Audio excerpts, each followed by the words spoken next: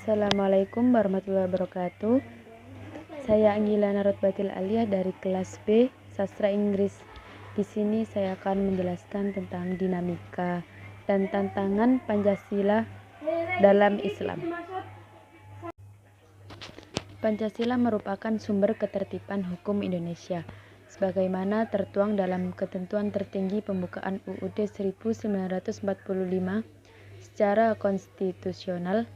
Pancasila merupakan sumber hukum yang mengatur negara kesatuan Republik Indonesia dan seluruh unsurnya, yaitu rakyat, wilayah, dan pemerintahan negara. Pancasila mengandung nilai dan norma yang dapat dijadikan pedoman berperilaku. Nilai-nilai dalam Pancasila juga dapat diartikan sebagai cita-cita negara. Dan kata lain, nilai-nilai yang terkandung dalam Pancasila dapat menjadi implementasi dari visi kehidupan berbangsa dan bernegara. Pada masa Orde Lama, Presiden Soekarno menjabat sebagai kepala negara sekaligus menjabat sebagai kepala pemerintahan. Sebagai negara yang baru merdeka, tidak heran jika sistem pemerintahannya mengalami beberapa kali perubahan pada masa Orde Lama. Sistem pemerintahan yang pernah diterapkan di Indonesia meliputi sistem presidensial, sistem parlementer, dan sistem demokrasi terpimpin.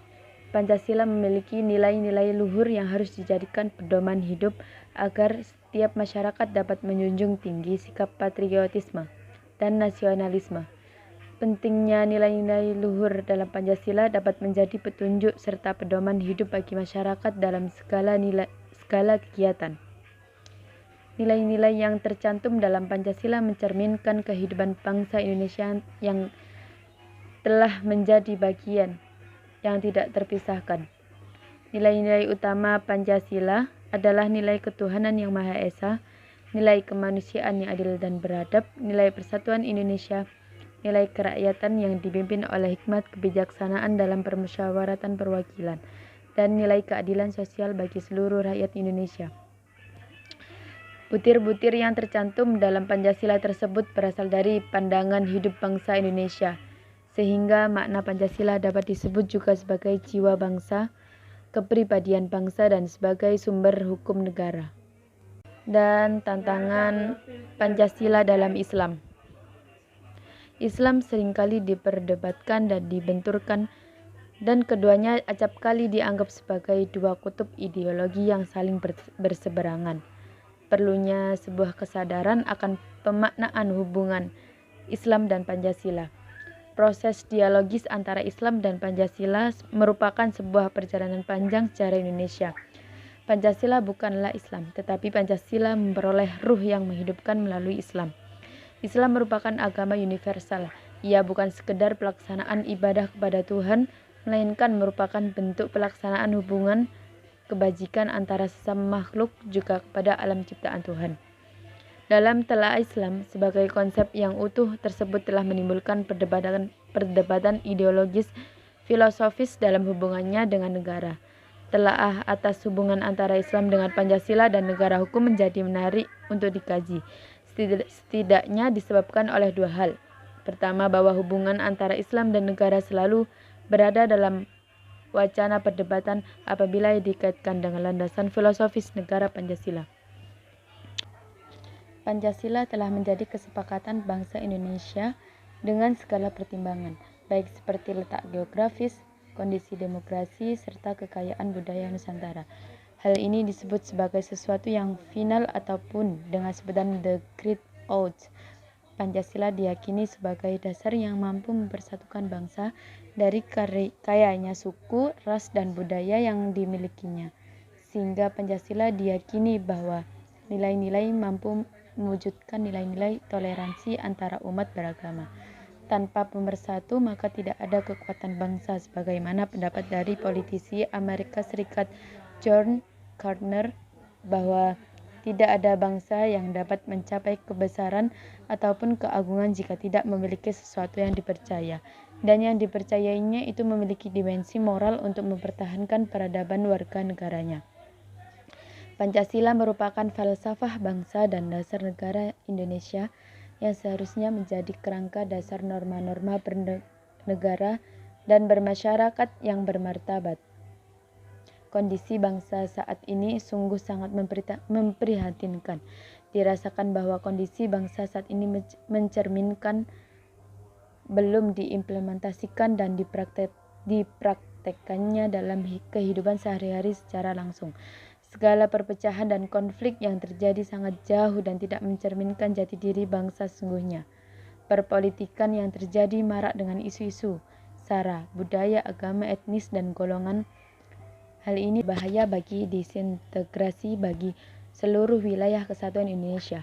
Perpecahan terjadi semua sektor kehidupan berbangsa dan bernegara akibat dari kesalahan implementasi etika politik yang dilakukan di tengah masyarakat Indonesia. Konflik sengaja diciptakan di tengah masyarakat guna mencapai kepentingan pribadi dan golongan semata. Nilai-nilai luhur dan peradaban mulia ada tergores oleh setitik tinta hitam demi sebuah transaksi politik sesat dan sesaat. Hal ini tentu sangat disayangkan bagi keberlangsungan kehidupan bermasyarakat Indonesia yang menyisakan runtuhnya etika politik, nilai-nilai luhur budaya dan peradaban bangsa. Yang mulia yang terkenal ramah, santun, agamis, berperilaku baik, tulus dan budaya gotong royong dalam setiap kegiatan sosial di tengah kehidupan masyarakat. Hal ini tentunya sangat merugikan kedaulatan, ketahanan dan kemajemukan budaya bangsa Indonesia. Secara tidak disadari oleh semua lapisan masyarakat bahwa gap terjadi akibat kejahatan politik yang menggunakan cara-cara kotor demi sebuah ambisi jahat, kehormatan dan dunia semata. Satu dengan yang lainnya diadu dan dirusak persaudaraan, pertemanan dan jalinan kesatuan persatuan umat di lapangan. Maka sangatlah penting bahwa penerapan nilai-nilai Pancasila di tengah masyarakat disinergikan kembali dengan ajaran-ajaran agama di sekolah dan institusi pendidikan lanjut kepada anak didik dan generasi bangsa, guna menopang keutuhan NKRI, kemandirian, kedaulatan dan peradaban budaya dan tanah air Indonesia. Karena pada hakikatnya tidak ada satu agama pun mengajarkan tentang keburukan, sikap dan tingkah laku kepada seluruh manusia. Oleh karena itu, sudah sepatutnya Indonesia yang mayoritas muslim terbesar di dunia menjadi cermin bagi negara-negara lain dalam melakukan aktivitas di skala bidang yang senantiasa menjunjung tinggi nilai-nilai luhur budi pekerti yang baik yang tercermin dalam ajaran agama Islam yang dituntun dalam Al-Quran. Nilai luhur yang terkandung dalam kitab suci Al-Quran tersebut merupakan bukti bahwa Islam merupakan agama yang mengajarkan kelembutan sikap, akhlak karimah, budi luhur, tutur kata dan bahasa, cara berkehidupan di masyarakat. Semua sektor kehidupan dikupas dalam Al-Quran, baik ekonomi, politik, tata negara, kepribadian, kepemimpinan, dan lain sebagainya. Hal ini sudah menjadi bukti tauladan bagi seluruh umat dunia di mana apa yang tertuang dalam Al-Quran dipraktekkan dalam kehidupan sehari-hari oleh Nabi Muhammad SAW. Sehingga patutlah bahwa Rasulullah menjadi contoh dan menjadi hal yang tidak terpisahkan antara Al-Quran dan kepribadian Rasulullah. Rasulullah dianggap melekat sebagai Al-Quran berjalan, karena seluruh karakter kepribadian Rasulullah sudah tertuang dalam Al-Quran itu sendiri. Akhir-akhir ini suara-suara untuk menegakkan syariat Islam secara keseluruhan kembali mencuat. Seruan ini disertai dengan usaha-usaha untuk menyebarkan ideologi kekhilafahan Islam sebagai dasar negara menggantikan Pancasila dan UUD 45. Bagi mereka, Pancasila dengan lambang burung garudanya merupakan salah satu jenis kemusyrikan dan bahkan layak disebut tauhid. Jelas pemikiran seperti ini merupakan hasil pembacaan yang nominalis, pembacaan yang fokus kepada nama, bukan semangat yang dikandung nama tersebut. Dalam Pancasila tidak ada sila-sila yang dapat menjerumuskan ke dalam sistem kesyirikan atau ketauhidan. Contoh, coba perhatikan baik-baik 5 sila dalam Pancasila. Semuanya merupakan pesan-pesan yang bersesuaian dengan nilai universal Islam. Bagi kita yang akrab dengan pemikiran Al-Ghazali, Asy-Syatibi, Izzuddin bin Abd Salam, Al-Qaffal, Ibnu Asyur, Al-Alfasi, Ar-Rasyuni, dan lain-lain. Ketika membandingkan semangat nilai yang terkandung dalam Pancasila dan UUD 45 dengan nilai-nilai universal Islam lewat kacamata pemikiran mereka, niscaya kita akan sampai kepada kesimpulan bahwa kedua dasar negara ini sesuai dengan maqasid al-syariah.